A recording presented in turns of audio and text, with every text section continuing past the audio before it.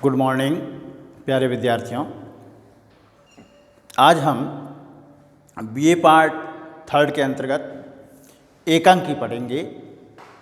उसमें हिंदी एकांकी के विकास क्रम को पढ़ेंगे। पहली एकांकी कौन सी थी, किसने लिखी, कौन से विद्वानों ने किस एकांकी को पहला एकांकी मानते हुए क्या उन्होंने तर्क दिए, इन सब का विश्लेषण अपन इस के अंतर्गत करेंगे। अब देखिए कि एकांकी का विकास क्रम है, किस प्रकार से आगे बढ़ता गया, ये कैसी विधा है, नाटक से किस प्रकार से ये भिन्न है, इन सब की चर्चा अपन यहाँ करेंगे। एकांकी साहित्य वह विधा है जो नाटक के समान अभिनय से संबंध रखती हैं और जिसमें किसी घटना या नाटक के लघु रूप को या नाटक के एक अंक में प्रस्तुत करने की क्षमता होती है। कुछ आलोचक जो हैं नाटक के लघु रूप को एकांकी कहते हैं, किंतु यह धारणा भ्रांतिजनक है। दोनों विधाएं अपना स्वतंत्र अस्तित्व रखती हैं। एकांकी वन एक्ट प्ले क्या है? वन एक्ट प्ले हैं। पश्चिम में अभिनीत किए जाने वाले इन नाटकों को कहा जाता था, जिनमें एक अंक में ही कथा समाप्त हो जाती थी। वस्तुतः इनका प्रारंभिक रूप लघु नाटकों जैसा ही था, किंतु कालांतर में शिल्पगत अंतर आने से एकांकी स्वतंत्र विधा के रूप में प्रतिष्ठित हुई। हिंदी एकांकी लेखन का सूत्रपात करने का श्रेय किस लेखक को मिलना चाहिए, यह एक विवादास्पद प्रश्न है। कुछ आलोचकों ने भारतेंदु हरिश्चंद्र की एक अंक वाली नाट्य कृतियों जैसे अंधेर नगरी, विशिष्य विस्मोषधम और वेदी की हिंसा न भवती को ही हिंदी का प्रारंभिक एकांकी माना है, किंतु यह उचित नहीं जान पड़ता, क्योंकि वर्तमान युग की एकांकी कला पर खरी नहीं उतरती हैं। कौन सी? अंधेर नगरी, विशिष्य विस्मोषधम और वेदी की हिंसा न भवती। ये जो इनके नाटक हैं, ये वर्तमान की एकांकी की जो कला पक्ष हैं, उसका शिल्प हैं, उस पर यह खरी नहीं उतरती हैं। भारतेंदुकृत इन प्रश्नों में सामाजिक कुरीतियों पर व्यंग्य किया गया है। डॉक्टर नगेंद्र ने हिंदी एकांकी के विकास का श्रेय श्री जयशंकर प्रसाद को देते हुए उनकी रचना एक घूंट जो 1929 में प्रकाशित हुई थी, उसी को हिंदी का प्रथम एकांकी स्वीकार किया है। इस रचना में प्रणय और विवाह की समस्या को एकांकी की टेक्निक का निर्वाह करते हुए प्रसाद जी ने प्रस्तुत किया है। डॉक्टर हरीशचंद्र वर्मा के अनुसार हिंदी में एकांकी परंपरा को विकसित करने का श्रेय डॉक्टर राम कुमार वर्मा को दिया जाना चाहिए। उनका पहला एकांकी बादल की मृत्यु 1930 में प्रकाशित हुआ था। इसी क्रम में भुवनेश्वर का एकांकी संग्रह कारवां 1935 में प्रकाशित हुआ। इन एकांकियों का विषय प्रेम का त्रिकोण है। इनमें उन्होंने अपने आसपास की जिंदगी को यथार्थ रूप में प्रस्तुत किया है तथा पात्र जीवन के यथार्थ प्रश्नों से जूझते दिखाई पड़ते हैं। अब देखिए, पहला प्रसंग यहाँ आया नगेंद्र का, जो जयशंकर प्रसाद की एक घूंट एकांकी को पहली एकांकी कहते हैं। दूसरे आए हमारे सामने हरीशचंद्र वर्मा जी। उन्होंने कहा कि राम कुमार वर्मा का एकांकी बादल की मृत्यु 1930 में प्रकाशित हुआ, उसको पहला मानना चाहिए। और उसी क्रम में 35 में आ गया था भुवनेश्वर का कारवां। फिर ये कह रहे हैं कि इन तीनों चारों में ही बात एक प्रकार की ही है, जिसमें इन्होंने कहा कि इसमें प्रेम के त्रिकोण रूप को दिखाया गया है। फिर देखिए, डॉक्टर राम कुमार वर्मा कृत जो बादल की मृत्यु एकांकी हैं, हिंदी का पहला एकांकी हैं, जिसमें क्या चीज़ें हैं? कल्पना एवं काव्यात्मकता की प्रधानता है। पृथ्वीराज की आंखें, रेशमी टाई, चारुमित्रा, विभूति, सप्तकिरण, रूप रंग, दीपदान, बापू, मयूरपंख, जूही के फल, जूही के फूल, इनकी प्रमुख एकांकियाँ रही हैं। किसकी? राम कुमार वर्मा जी की। इनकी एकांकियों का जो मूल स्वर हैं वह आदर्शवादी हैं। इनकी ऐतिहासिक एकांकियों में भारतीय आदर्श की झलक हैं। प्रेम, सेवा, उदारता, त्याग और बलिदान की भावनाओं से ओतप्रोत इन ऐतिहासिक एकांकियों में भारत के अतीत गौरव को प्रस्तुत करते हुए राष्ट्रीयता की भावना जगाने का प्रयास किया गया है। ये थे हमारे राम कुमार वर्मा जी, जिन्होंने किस प्रकार से एकांकियाँ लिखी और किस प्रकार से भारतीय लोगों में आदर्श स्थापित किया और त्याग और बलिदान की भावना प्रस्तुत की, और फिर आम जनता में राष्ट्रीय भावना को किस प्रकार से जगाने का प्रयास किया। फिर आते हैं उदय शंकर भट्ट। उदय शंकर भट्ट के अभिनव एकांकी, 4 एकांकी, पर्दे के पीछे, धूम शिखा, आज का आदमी, स्त्री का हृदय, अंधकार और प्रकाश एकांकी संकलन हैं। ये इनके एकांकी ग्रंथ हैं। इन एकांकियों में विषय वैविध्य दिखाई पड़ता है। मध्यम वर्ग और उच्च वर्ग की विडंबनाओं पर गहरा प्रहार किया गया है और मध्यम वर्ग के मुखौटों को उतारने का प्रयास किया गया है। पर्दे के पीछे एकांकी में बताया है कि किस प्रकार लोग स्वतंत्रता के बाद भी पाश्चात्य सभ्यता और संस्कृति को अपनाकर भारतीय संस्कृति और सभ्यता के प्रति अनास्था व्यक्त कर रहे हैं। इसी को इन्होंने अपनी एकांकी पर्दे के पीछे में व्यक्त किया है। फिर हमारे एकांकीकार आते हैं उपेंद्रनाथ अश्क। अश्क ने लक्ष्मी का स्वागत, सूखी डाली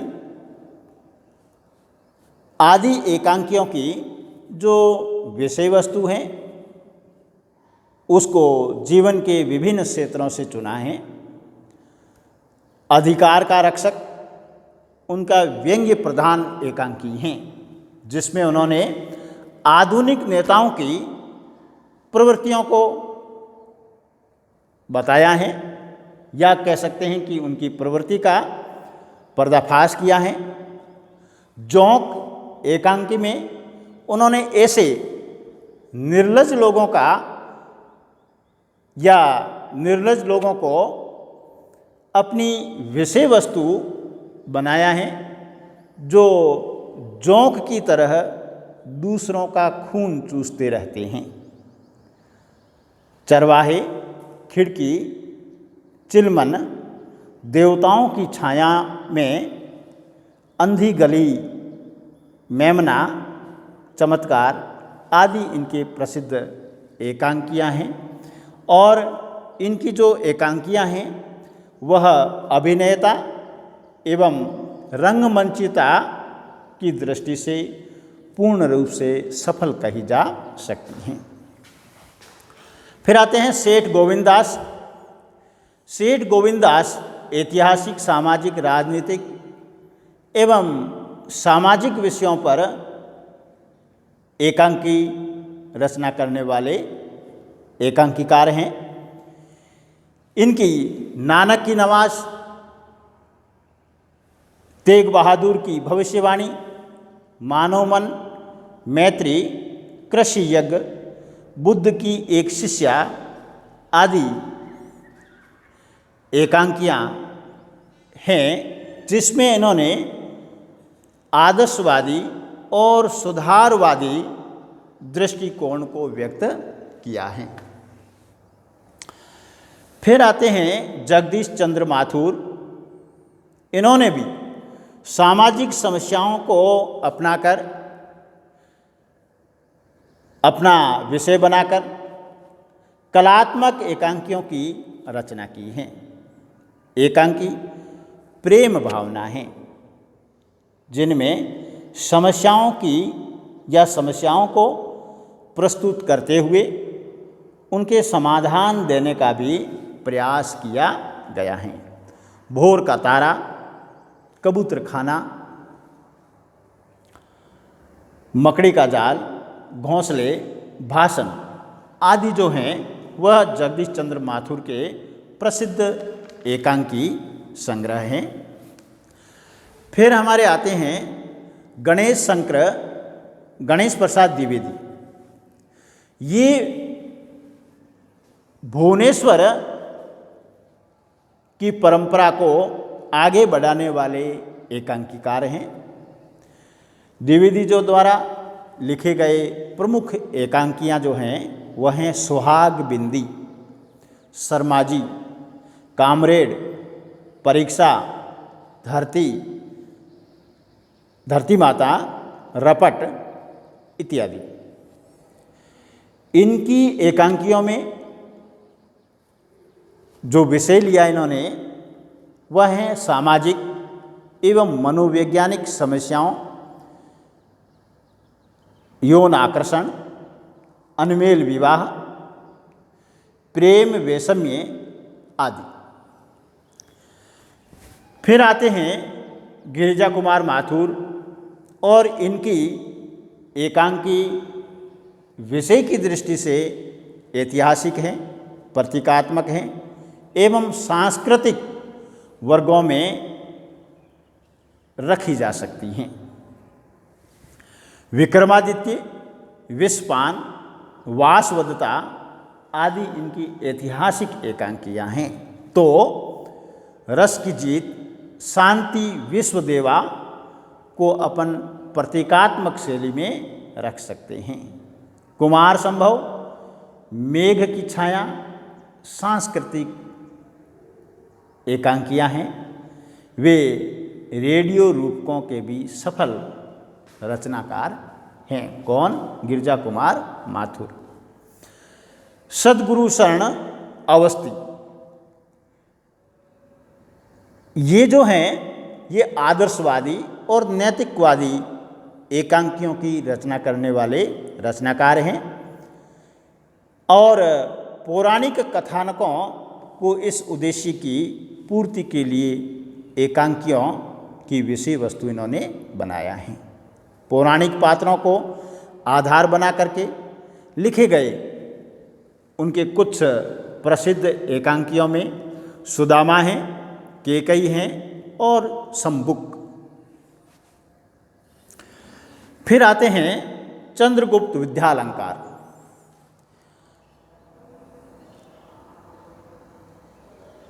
चंद्रगुप्त विद्यालंकार के एकांकियों में आधुनिक युग की विभिन्न समस्याओं को एकांकी की विषय वस्तु बनाकर प्रस्तुत किया गया है। मनुष्य की कीमत, तांगे वाला, भेड़िए, हिंदुस्तान जाकर कहना, नव प्रभात आदि इनके प्रमुख एकांकी हैं। चतुरसेन शास्त्री ने प्राय ऐतिहासिक घटनाओं को अपनी एकांकियों की विषय वस्तु या कथा वस्तु बनाया है। जैसे पन्नाधाय हाडी रानी में उन्होंने इतिहास के उज्ज्वल पक्ष को प्रस्तुत करते हुए त्याग एवं बलिदान के महत्व को प्रतिपादित किया है। अब ये तो एक वर्ग था इसका। दूसरा वर्ग जो है एकांकीकारों का वो आता है समाज सुधार, नैतिकता, उपदेशात्मकता पर बल देते हुए इन्होंने एकांकियाँ लिखना प्रारंभ किया। ऐसे में सामाजिक एवं वैयक्तिक समस्याओं को केंद्र बनाकर अनेक समस्यात्मक एकांकी इस काल में लिखे गए। अछूतोद्वार, सांप्रदायिक सद्भावना आदि को केंद्र में रखकर सेठ गोविंददास जैसे एकांकीकारों ने अनेक एकांकियाँ की रचना की। कुछ अन्य एकांकीकारों ने स्वार्थी राजनीतिज्ञों, धर्म के ठेकेदारों एवं पदलोलुपों की प्रवृत्ति को अपने एकांकी के माध्यम से उजागर किया। पीढ़ीगत संघर्ष, वैचारिक मतभेद, दाम्पत्य संबंध, यौन आकर्षण, मजदूर आंदोलन, बिखरते संयुक्त परिवारों को भी अनेक एकांकियों की विषय वस्तु इस काल के एकांकीकारों ने बनाया है। प्रारंभ में लिखे गए एकांकी जहाँ शिल्प की दृष्टि से प्रौढ़ नहीं हैं, वही बाद में लिखे गए एकांकी शिल्प की दृष्टि से उत्तरोत्तर प्रौढ़ होते गए। आधुनिक काल में लिखे गए एकांकियों में युगीन परिवेश की पूरी झलक दिखाई पड़ती है। जैसे कुंठा, संघर्ष, मानवीय संवेदनाओं की शून्यता, कोरी बौद्धिकता एवं भावात्मक संबंधों का हास भी अनेक एकांकियों की विषय वस्तु बना है। जयनाथ नलिन के 4 एकांकी संग्रह प्रकाशित हुए, जिसमें हाथी के दांत, नवाबी सनक, दृश्य नए पुराने, रंग बदरंग। हाथी के दांत में प्रतीकात्मक पात्रों की योजना की गई है। नवाबी सनक जो हैं उसमें हास्य व्यंग्य को दिखाया गया है। विष्णु प्रभाकर के पाप, हत्या के बाद मैं दोषी हूँ, एक औरत एक माँ, प्रतिशोध, बंटवारा, भगवान, आंचल और आंसू, सरकारी नौकरी, आदि अनेक प्रसिद्ध एकांकियाँ इनकी हैं। इन्होंने समाज, राजनीति, व्यक्ति, मनोविज्ञान आदि को अपने एकांकी की विषय वस्तु में स्थान दिया है। रंगमंचिता का पूरा पूरा ध्यान उनके एकांकियों में रखा गया है। डॉक्टर लक्ष्मी नारायण लाल का नाम हिंदी एकांकी लेखकों में बड़े आदर के साथ लिया जाता है। ताजमहल के आंसू, पर्वत के पीछे, नाटक बहुरंगी आदि इनके प्रसिद्ध एकांकी संकलन हैं। इनके कुछ एकांकी